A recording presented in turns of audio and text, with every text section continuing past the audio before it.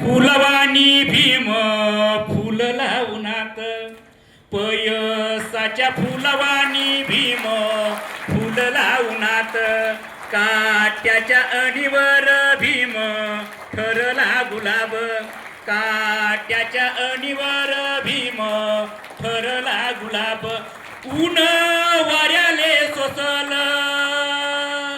ऊन वाऱ्याले सोसल पावसालेही पाजल भीम मावा पहिलवान त्यानं सूर्याले दाबल भीम मावा पहिलवान त्यानं सूर्याले दाबल सागराचा खय खय त्याच्या आवाजाचा सूर सागराचा खय खय त्याच्या आवाजाचा सूर नदी नालेही हलले त्याचा पाहून अंगार नदी नालेही हलले त्याचा पाहून अंगार पयसाच्या फुलवाणी भीम फुल लावूनात काट्याच्या अणीवर भीम ठरला गुलाब भीम ठरला निखारा भीम ठरला.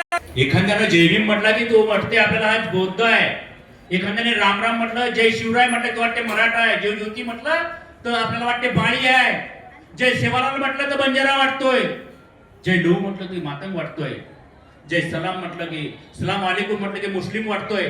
परंतु ही वाटणी कोण केली हो करायची वाटणी तर विचारांची करा तुमच्या अंगात असू द्या.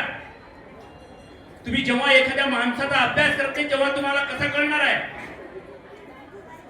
म्हणून प्रत्येक पालकांना माझं हे सांगणं आहे की तुम्ही जे महापुरुष झाले तुम्ही चांगले विचार करा ना. आपल्याला जर एखादा रोग झाला ना महारोग काही माझा जो काही असते तर आपण एमडी कडे जातो सर्जन कडे जातो चांगल्या डॉक्टर कडे जातो.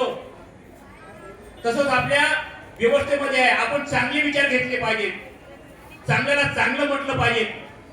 जोपर्यंत आपण चांगल्याला चांगलं म्हणायची आपल्याला हिंमत येत नाही तोपर्यंत तुम्ही भारतीय होऊ शकत ना. म्हणून हा आपल्याला पूर्ण हा समाज जो आहे समता न्याय स्वातंत्र्य बंधुभाव जशी एखादी नदी कशी वाहते माहिती आहे का तुम्हाला झळझळ झळझळ नदी वाहते तसं माणसानं वाहत गेलं पाहिजे. विचारायला चांगलं वाटलं पाहिजे आपलं वाटलं पाहिजे. एखादा कुठलाही माणूस तो आपला वाटला पाहिजे.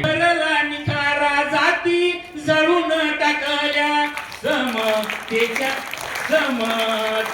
धम्मासाठी दिन रात्री जागल्या समतेच्या धम्मासाठी दिन रात्री जागल्या.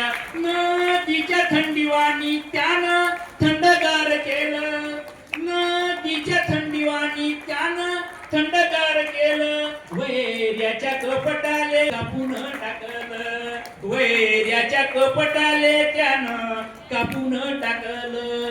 भीमासाठी दिन रात्री जागल्या.